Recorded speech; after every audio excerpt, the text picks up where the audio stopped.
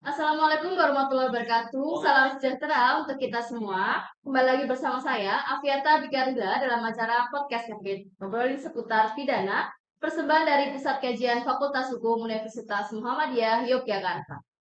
Ya. Hari ini dalam tema memperingati Hari Tanpa Tembakau Sedunia yang ditetapkan setiap tanggal 31 Mei oleh WHO atau Badan Kesehatan Internasional. Nah, obrolan kali ini kita akan mengulik kenapa Hari Tanpa Tembakau Sedunia ini diperingati. Dan alhamdulillah saat ini sudah hadir dengan kami yaitu Bapak Trisno Raharjo yang akan bersama saya berdiskusi tentang Hari Tanpa Tembakau Sedunia. Selamat datang Bapak. Oke, atur nuwun. Ya. Pak Abdi. Ya Pak, jadi kan hari ini tuh kita akan memperingati sebuah kampanye yaitu Hari Tanpa Tembakau Sedunia ya. Nanti insya Allah kita akan sampaikan informasi dan edukasi yang mungkin akan bermanfaat dan untuk masyarakat gitu ya Pak, insya Allah. Nah lalu untuk kenapa sih Pak, kenapa sampai WHO itu melabeli tanggal 31 Mei sebagai Hari Tanpa Tembakau Sedunia? Mungkin Bapak bisa mulai dari sejarahnya dulu Pak. Silahkan. Ya, Hari Tanpa Tembakau ini tidak terlepas dari semangat, keinginan agar dunia tidak lagi tergantung pada zat-zat adiktif.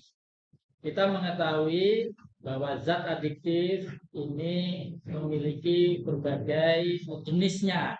Salah satu yang paling banyak digunakan oleh masyarakat adalah tembakau. Memang tembakau itu secara tradisional banyak digunakan untuk relaksasi lah, ya, untuk kemudian digunakan bagaimana penggunanya merasa lebih enak, lebih tenang, begitu.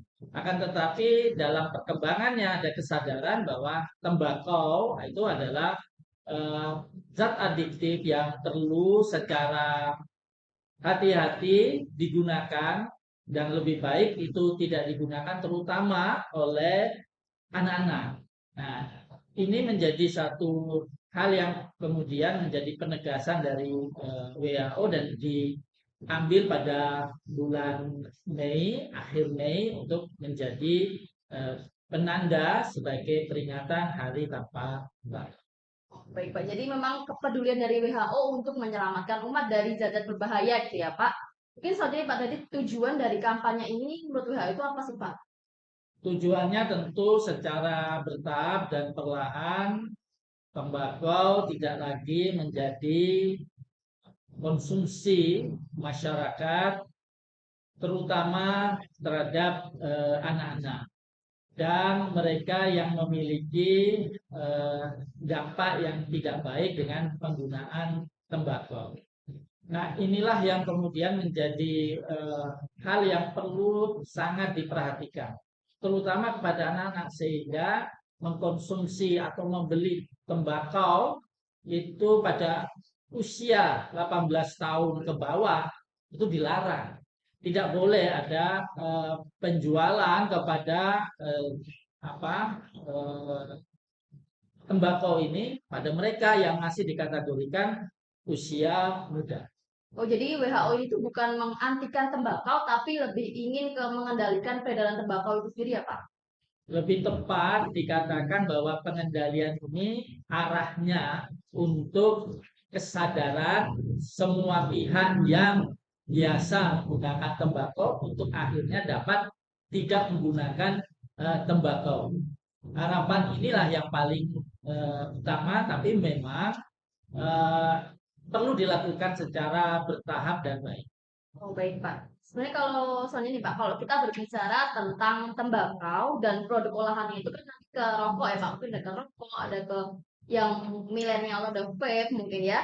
Nah, itu kan berarti kita sebuah membicarakan sebuah proses panjang dari tembakau sampai ke rokok, berarti banyak pihak-pihak yang akan terlibat di dalamnya, mulai dari petani tembakau hingga ke orang-orang yang mungkin bekerja di bawah produk rokok konvensional itu ya Pak. Nah, apakah alasan itu berpengaruh dengan alasan keberadaan rokok yang masih sangat mudah dijumpai di sekitar kita, Pak? Ya, saya kira harus ada kesadaran pada negara, ya. Saya jawab pertanyaan awal, mengingat untuk produk rokok ini kalau tidak ada ketegasan dan keseriusan, maka itu menjadi sebuah hal yang dampak-dampak lanjutannya akan terus hanya menjadi bagian dari perdebatan yang ada. Betul, tembakau itu menjadi tempat bergantung mereka yang menjadi pemproduksi. Yang memproduksi itu tembakau dan tentu petani yang menanam. Di situ ada keluarga dan seterusnya. Lalu pada perusahaan yang kemudian mengelola sehingga menjadi produk.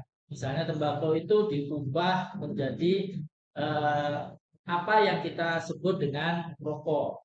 Nah, tentu ada buruh pabriknya, ada pengusahanya, ada keluarga yang apabila itu dijumlahkan tentu pada jumlah yang besar.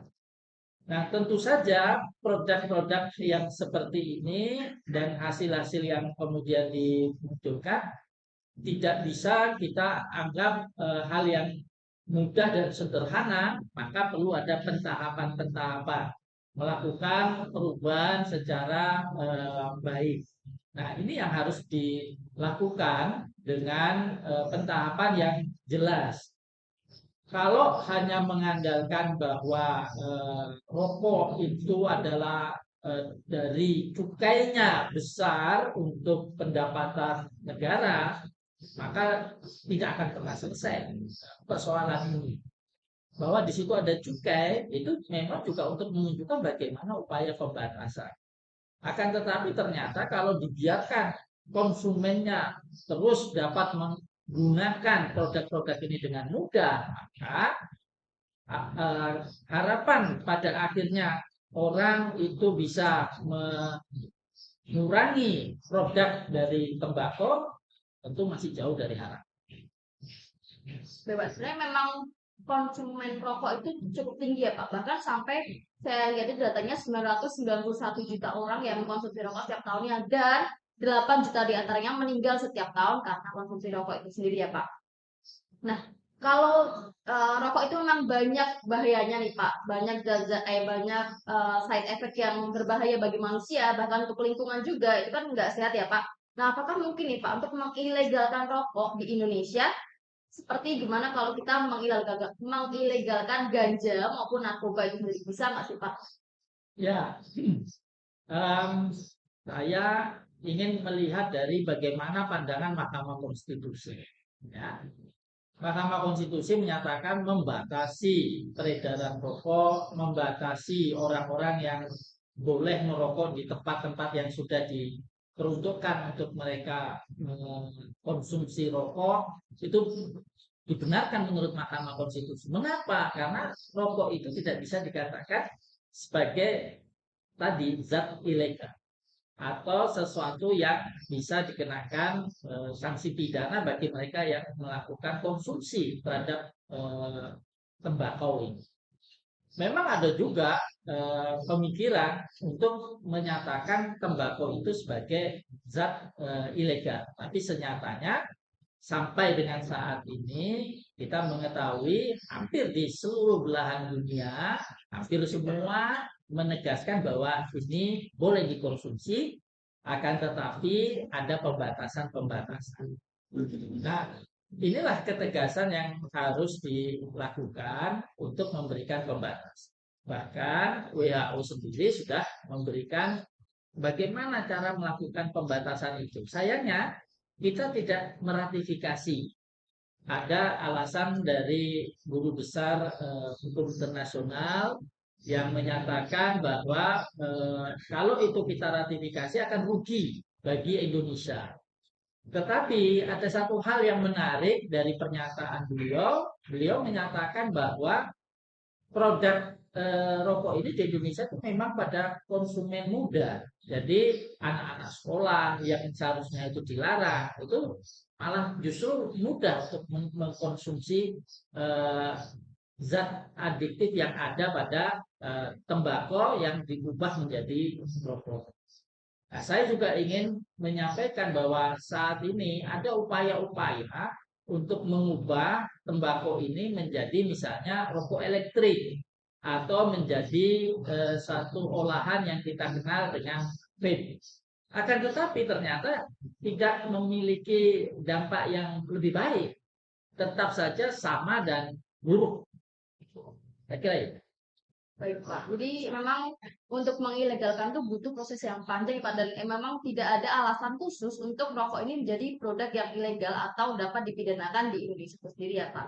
Nah, kita langsung berlanjut, Pak. Di sebelah kanan kiri kita nih, Pak, ada poster Hari Tanpa Tembakau Sedunia. Nah, kalau dilihat lebih dekat, sebenarnya itu background dari poster ini itu ada mahasiswa ataupun orang-orang yang di sekitaran kampus itu kedapatan merokok nih Pak. Kenapa tuh Pak? Kenapa Bapak memilih foto-foto tersebut menjadi background Nah, dari poster ini? cermat juga ya Anda melihat ya.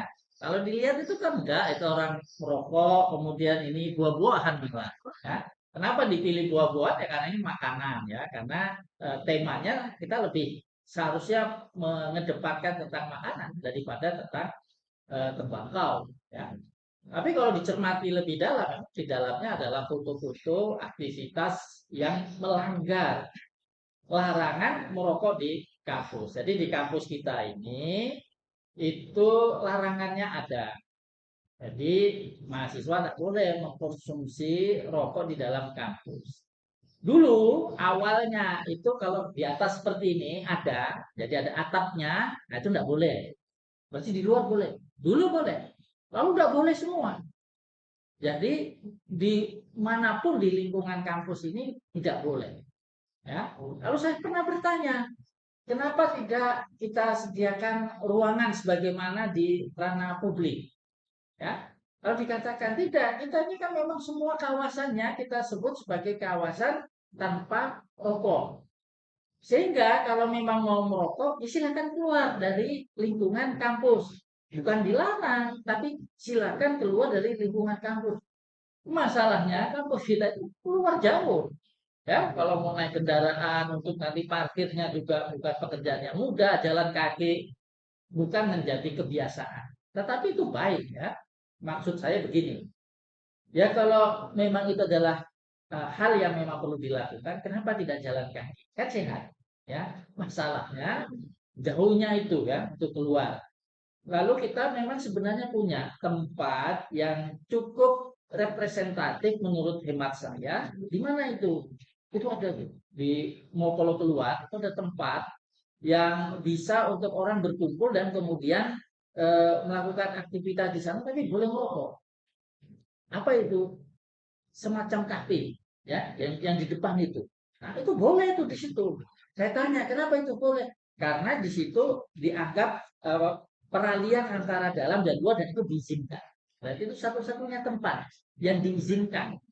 Karena sebenarnya kan sama dengan tempat untuk boleh merokok itu. Saya misalnya kalau ke Jakarta ke bandara itu ada tempat-tempat yang memang diperuntukkan untuk orang yang mau melakukan apa kegiatan menghisap tembakau atau rokok.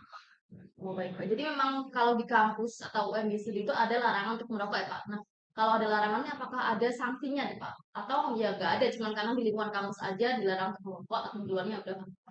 Ya, sanksinya itu secara bertahap bisa dilakukan oleh pemangku kepentingan. Pemangku kepentingan itu mulai dari atas itu Pak Rektor, kemudian ke bawah sampai dengan yang di fakultas-fakultas atau pimpinan-pimpinan unit itu eh, bisa melakukan pertama yang paling sederhana itu teguran.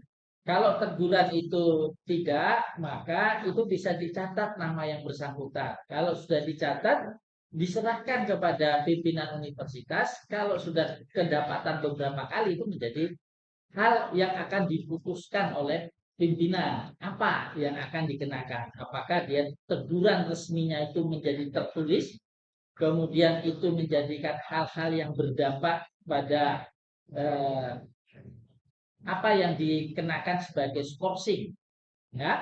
Nah, itu semua ada kembali kepada kebijakan-kebijakan yang ditentukan oleh pimpinan. Aturan secara tegasnya itu lebih ke sana, kepada kebijakan dalam peneguran dan kalaupun menjatuhkan sanksi itu lebih kepada larangan-larangan untuk misalnya mengikuti kegiatan-kegiatan seperti itu. Oh, baik, Pak.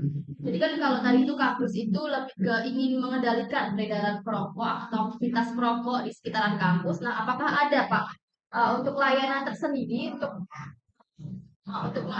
mengakomodir mahasiswanya yang ingin berhenti merokok dari kampus?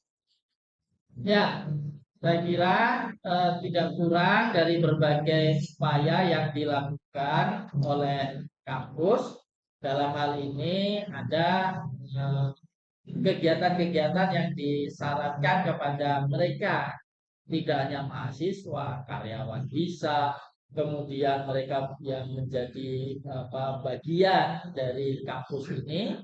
Eh, karena kita juga punya tenaga-tenaga yang bukan pendidik, bukan karyawan, bukan mahasiswa, tapi bekerja di kampus ini, tetapi di unit yang bukan milik UMY secara utuh, maka ada tawaran untuk melakukan terapi untuk bisa berhenti merokok. Itu dilakukan misalnya oleh klinik Firdaus. Dalam klinik Firdaus itu bisa dilakukan terapi seperti itu. Itu akan kembali kepada masing-masing pihak untuk dapat melakukan terapi itu. Terima kasih, Pak. Nah, itu tadi perbincangan kita mengenai hari anti atau hari tanpa tembakau sedunia yang diperingati setiap tanggal 31 Mei.